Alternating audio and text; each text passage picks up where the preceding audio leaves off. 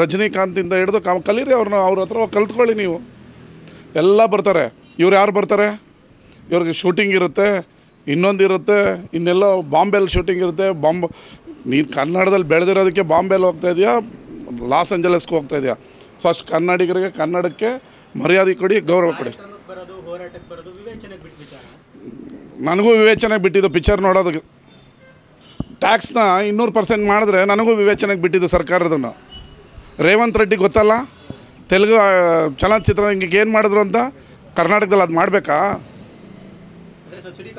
ಅಯ್ಯೋ, ನೀನು ಯಾಕೆ ಕನ್ನಡದಕ್ಕೆ ಬರಲ್ಲ? ಕನ್ನಡ ಉಳ್ಸೋಕ್ಕೆ ಯಾಕೆ ಬರಲ್ಲ? ಕನ್ನಡಿಗರು ನೀರಿಗೆ ಯಾಕೆ ಬರಲ್ಲ? ನಿನಗೆ ಯಾಕೆ ನಾನು ಕೊಡಬೇಕು? This is not A joke, ಹೌದಲ್ವಾ? ರಾಜ್ಕುಮಾರ್ ಅವರು ಎಲ್ಲೇ ಕನ್ನಡ ರಾಜ್ಯೋತ್ಸವ ಕರೆದ್ರು ಬರ್ತಿದ್ರಪ್ಪ. ವಿಷ್ಣುವರ್ಧನ್ ಬರ್ತಾಯಿದ್ರು, ಅಂಬರೀಷ್ ಅವ್ರು ಬರ್ತಾಯಿದ್ರು, ಶಂಕರ್ನಾಗ್ ಇವ್ರು ಯಾರನ್ನ ಒಬ್ಬರನ್ನ ಕನ್ನಡ ರಾಜ್ಯೋತ್ಸವ ಕರೀರಿ. ಕನ್ನಡ ಎಲ್ಲಿ ಉಳಿಯುತ್ತೆ? ಡಿ.ಕೆ. ಶಿವಕುಮಾರ್ ಅವ್ರ ಸ್ಟೇಟ್ಮೆಂಟ್ ಆದಮೇಲೆ ಫಿಲ್ಮ್ ಚೇಂಬರ್ ಅಷ್ಟು ಆದ ಏನು ಅಂತಂದರೆ ನೀವು ಡಿಮಾಂಡ್ ಮಾಡಿ ಕರೆಸ್ಕೊಡುವಂಥದ್ದಲ್ಲ. ಪ್ರೀತಿಯಿಂದ ಕರೆದ್ರು ಬರಲ್ಲ, ಡಿಮ್ಯಾಂಡ್ ಮಾಡಿದ್ರು ಬರಲ್ಲ ರೀ. ಏನು ನಮಗೇನು ದರ್ದ ಡಿಮ್ಯಾಂಡ್ ಮಾಡೋದಕ್ಕೆ? ಕನ್ನಡ ಅಂತಾರಾಷ್ಟ್ರೀಯ ಚಲನಚಿತ್ರೋತ್ಸವ ಮಾಡಿದ್ದೀವಿ, ಬನ್ನಿ ಅಂತ ಆಹ್ವಾನ ಕೊಟ್ಟಿದ್ದಾರೆ. ಅದಕ್ಕೂ ಬರಲ್ಲ ಅಂತ ಹೇಳಿದ್ರೆ ಮತ್ತೆ ಹೆಂಗೆ ಕರಿಬೇಕು? This is too much. Thank you.